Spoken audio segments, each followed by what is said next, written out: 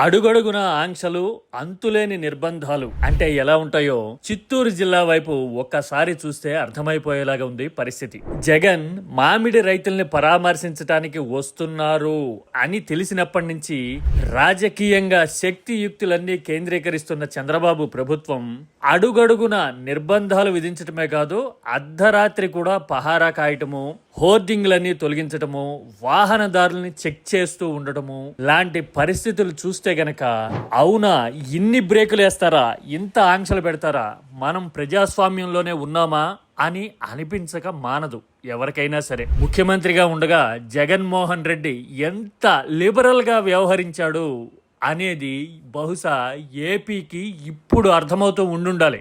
ఇలాంటి నిర్బంధాలు పెంచిన దగ్గర నుంచి జనం వైపు నుంచి ఎలాంటి రెస్పాన్స్ వస్తుంది, ఎలా ఆలోచిస్తారు అనేది ఊహించటం బహుశా కూటమికి అంత సులభం కాదేమో అనిపిస్తోంది పరిస్థితి చూస్తుంటే. ఏమంటారు?